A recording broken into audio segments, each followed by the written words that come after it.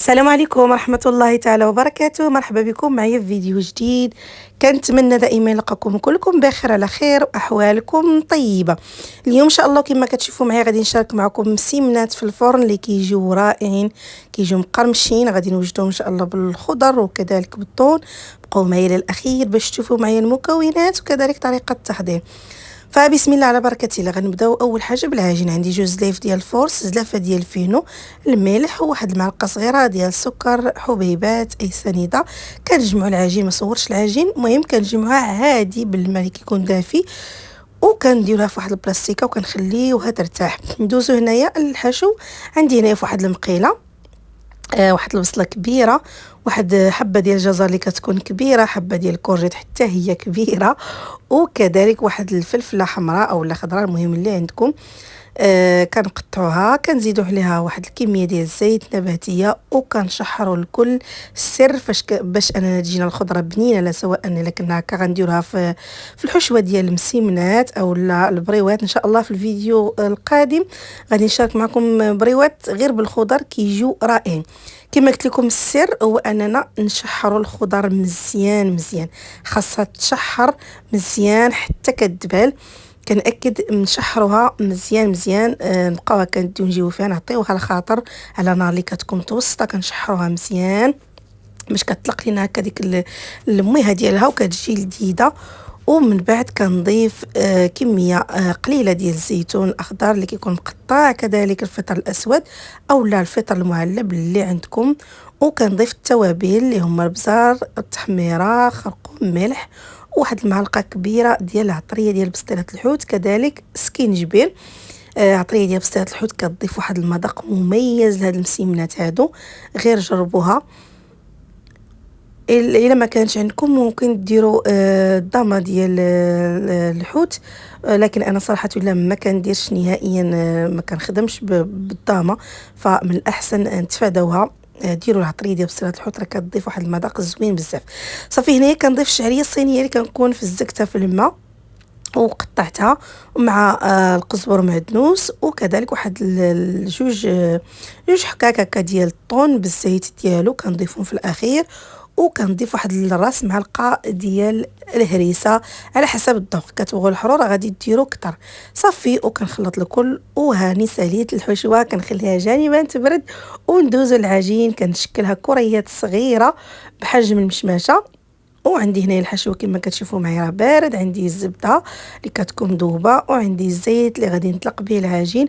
صافي وكنبدا نسرح هكا في المسيمنات ديالي. ممكن هكا ديروا مسمنه كبيره تسرحوها وتقطعوها، لكن انا كنفضل هذه الطريقه صراحه. كنخدم بمسيمنه واخا راها يعني طريقه اخرى مختصره، لكن هذه انا كنرتاح فيها. المهم نتوما ديروا اللي كترتاحوا فيه ديروه. صافي كما كتشوفوا معايا كنسرح العجين ديالي. ضروري انني نسرحها مزيان باش كتجيني مورقه، خاص السطح العمل يبان ليا، وماشي مشكله تقطعت لكم راه غادي نعاودو نطويوها. كندهن بالزبده وكنطويها هكا على شكل مسيمنات مربعين كما كتشوفوا معايا.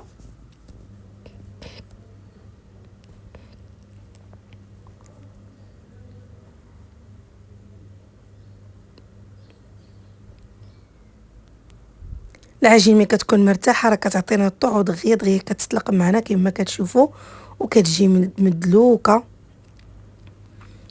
واخا انا ما كندلكوهاش، يعني غير كنجمعوها كنديروها في بلاستيكه ونخليوها. صافي كنبقى هكا مستمره حتى كنكمل المسيمنات كلهم اللي عندي. صراحه انا ولفت هذه الطريقه هذه، ما كتاخذش الوقت، واخا هكاك دغيا دغيا كنوجدهم.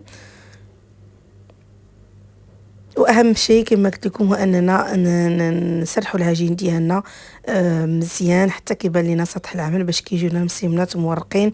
لان الصراحه لله الا ما كانش مسمن مورق مزيان راه ما كيجيش زوين نهائيا. واخا دابا كنسمعوا مسمن هاك امك هاك باك ولا هذاك الشيء صراحه لله راه غير كذوب. وانا كنقول يعني مسمن الا ما كانش مسرح مزيان او لا مورق مزيان راه ما كيتسماش مسمن هذاك.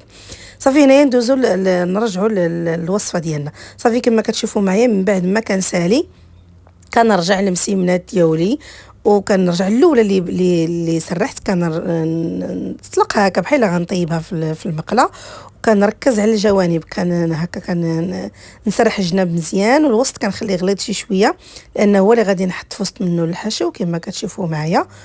كنضغط على الجوانب باش هكا ما كيبقاوش هنا مدقسين، ومن بعد كنجمع العجينه ديالي، يعني دوك الجناب هكا على بعضهم، وكنسد واحد الحبه ديال الزيتون. الطريقه راها واضحه في الفيديو صافي. وكنستفهم هكا في واحد اللاطا، كندهنهم باصفر البيض، كنرش عليهم شويه ديال الزنجلان اللي كيكون ابيض اولا الزنجلان العادي اولا البافو اللي عندكم، وكندخلهم الفرن اللي كيكون سخون. نسيت ما قلت لكم فاش كنبدا نسرح في العجين ديالي راني كنشعل الفران، ضروري ان الفران يكون سخون.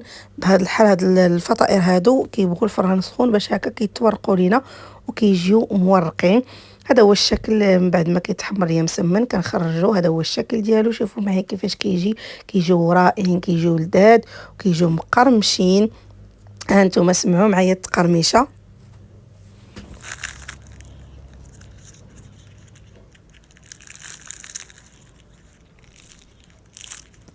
نتمنى تجربوهم، ونخليكم الى فيديو قادم ان شاء الله. استودعكم الله.